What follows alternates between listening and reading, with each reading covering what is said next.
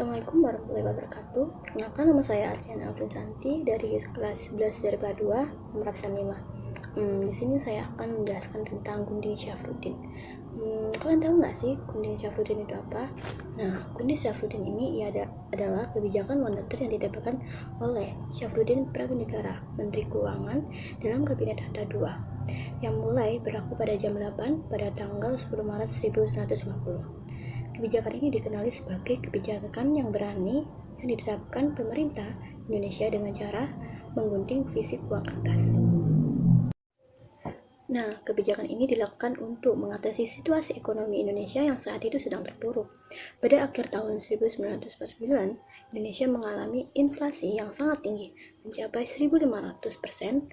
Hal ini dilakukan oleh berbagai faktor, antara lain kekacauan politik dan keamanan di Indonesia yang menyebabkan aktivitas ekonomi terganggu. Yang kedua, kekurangan stok barang dan bahan baku yang menyebabkan harga-harga melambung. Nah, yang ketiga ialah kebijakan moneter yang tidak tepat yang menyebabkan jumlah uang beredar meningkat pesat. Nah, Gunting Syafruddin ini bertujuan untuk mengurangi jumlah uang yang berlebihan dan besar, sehingga dapat menekan inflasi dan menurunkan harga-harga ekonomi. Nah, kebijakan ini juga bertujuan untuk memperbaiki keuangan negara yang saat itu sedang mengalami defisit. Nah, mari kita lebih mengenal tentang Gunting Syafruddin. Nah, kebijakan Gunting ini berlaku untuk semua uang kertas yang beredar di Indonesia, baik yang dilakukan oleh pemerintah belanja atau nikah maupun dari Javance Bank. Pecahan uang yang dipotong adalah pecahan Rp5 gulden ke atas, dan pecahan uang Rp2,50 bawah tidak mengalami penggundingan. Demikian dengan pula uang ori atau uang Republik Indonesia.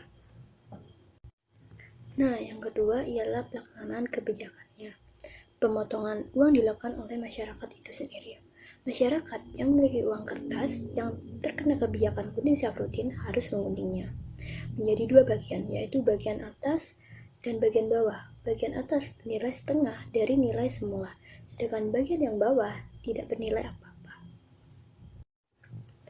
Nah, yang ketiga ialah kebijakan. Kebijakan Gunting Syafruddin ini berhasil mengurangi jumlah uang beredar sebesar 50%.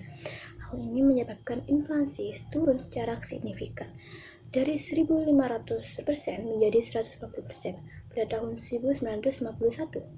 Harga-harga juga mulai turun sehingga daya beli masyarakat meningkat. Namun, kebijakan Gunting Syafruddin juga menimbulkan dampak negatif.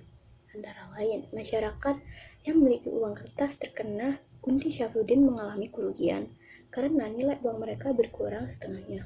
Nah, yang kedua ialah kebijakan ini menimbulkan ketidakpercayaan masyarakat kepada pemerintah. Nah, secara keseluruhan, kebijakan Gunting Syafruddin ini dapat dikatakan berhasil mengatasi krisis ekonomi yang terjadi di Indonesia pada tahun 1990. Namun, kebijakan ini juga menimbulkan dampak negatif yang perlu dipertimbangkan.